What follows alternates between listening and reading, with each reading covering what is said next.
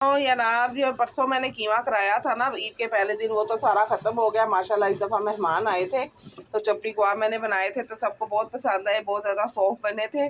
तो माशाल्लाह से सबने बड़े ज़ौक़ शौक़ से खाए और सबने कहा कि मुझे हमें इसकी रेसिपी दे। तो रेसिपी क्या देनी है वही मैंने कीमा करा लिया था। उसके बाद उसमें मैंने लहसुन अदरक टमाटर प्याज डाल के धनिया पुदीना डाल के तो सीख कबाब मसाले टिक्का सीख कबाब मसाला मैंने इसके अंदर ऐड कर दिया था और फिर उसको मैरिनेट करके मैंने रख दिया था और फिर उसके जनाब बस कबाब बना लिए थे।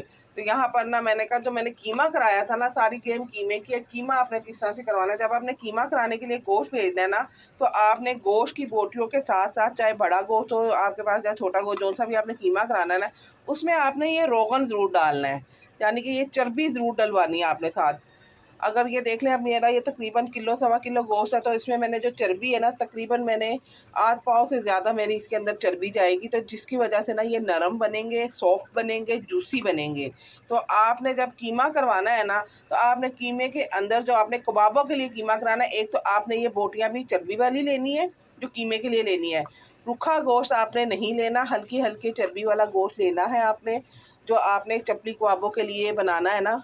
ये जैसे पल्ले होते हैं बड़े गोश्त के, छोटे गोश्त के पल्ले वाला, ये पल्ले, इसको पल्ला कहते हैं। ये जो पतले पतले होते हैं ना, इसको पल्ला कहते हैं। तो इसके ऊपर से जो एक और लेयर होती है चर्बी की, वो आपने उतार देनी। उसके बाद ये जो चर्बी रह जाती है ना, इसको आपने नहीं उतारना, इसको आपने एज इट इज रहने देना है। ये वाली चर्बी को, इसको आपने इसी तरह ही ना पिसवा लेना है। तो ये देख लें आप, ये इस तरह से कुछ रुखी बोटियाँ भी मैंने डाली हैं, लेकिन ज़्यादातर मैंने चर्बी वाली बोटियाँ डाली है।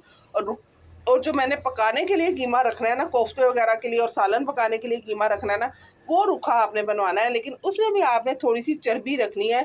बिल्कुल रूखा आपने नहीं रखना करना, क्योंकि उससे फिर जो कीमा होता है ना, वो सख्त हो जाता है, हार्ड हो जाता है। और कबाबों के कीमे के लिए आपने इस तरह से चर्बी इसके अंदर ज़रूर ऐड करनी है। ये जो मोटी चर्बी होती है ना, छोटे गोश्त में ये काफ़ी होती है।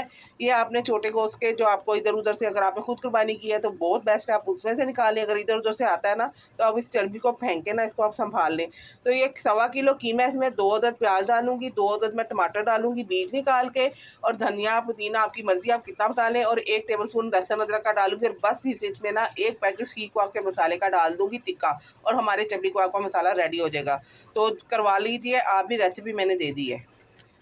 गोश्त को धो के ना, तो इस तरह से टोकरी में रखना है ताकि इसका पानी भी निकल जाए सारा का सारा, ये नुचड़ जाए। इस तरह आपने टोकरियों में रखना है, इस तरह से।